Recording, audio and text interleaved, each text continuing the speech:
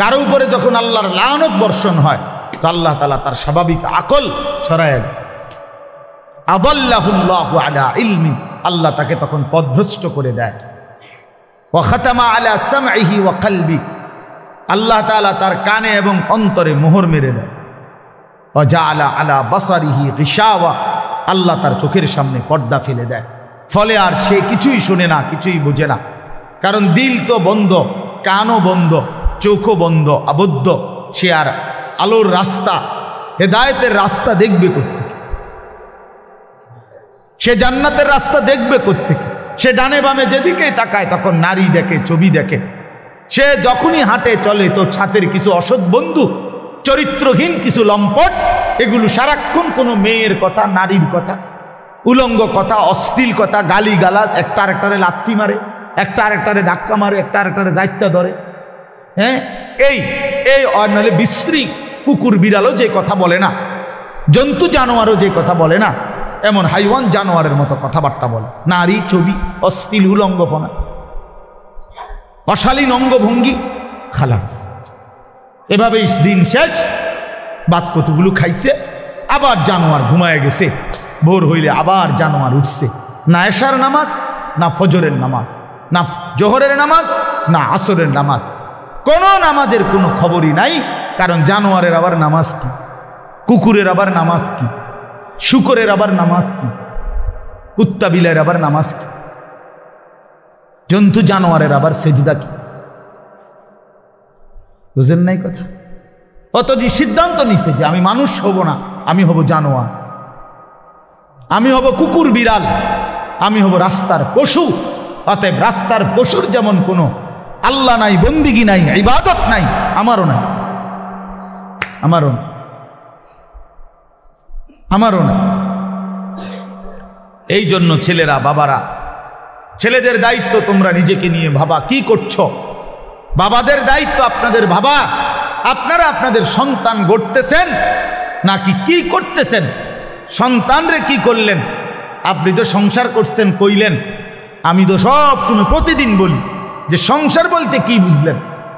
আপনি যে কইলেন আমি আজকে 30 বছর সংসার করলাম, কিতা? খাট পালং সোফা ফার্নিচারেরই সংসার কয় না বউ বাচ্চারে কয় সংসার? একটা মানুষ যদি বলে যে আমি পরিবার নিয়ে এনে বেড়াইতে আইছি, তো পরিবার নিয়ে বেড়াইতে আইলে এ কথা বললে তার মানে খাট সোফা টোফা বেটার ঘরের ফার্নিচার এটি লইয়া আইছে বেড়াইতে, নাকি? কি কি নিয়ে আইছে? বউ বাচ্চা নিয়ে আইছে, এই না কথা বুঝায়।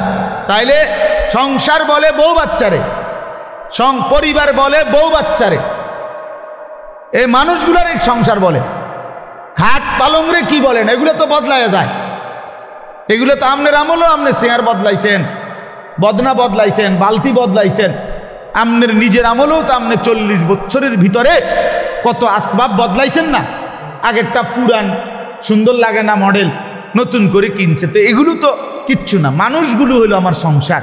তাহলে আমার ছেলে মেয়ে নামাজ পড়ে না, পর্দা করে না, আল্লাহর নাম জানে না, কোরআন শরীফ পড়তে জানে না, বউ পর্দা করে না, রাস্তার লগে পুকুর বেড়ি গোসল করে, তামাম মানুষ চাইয়াতায়। এই অসিব্য নারী, এই বেটিও অসিব্য, এই বেটির জামাইও অসিব্য, একেবারে 100% অসিব্য।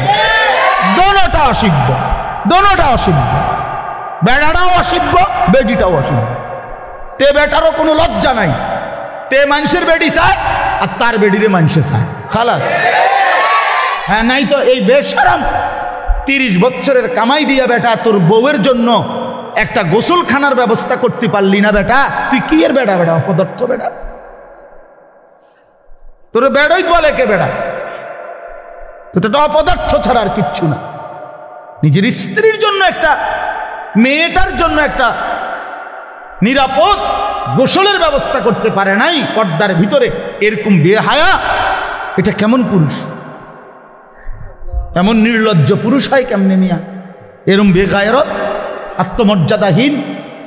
আমার স্ত্রী রাস্তার মানুষে দেখবো, তাহলে আমি জীবনের বাচ্চা থেকে কিনলাম।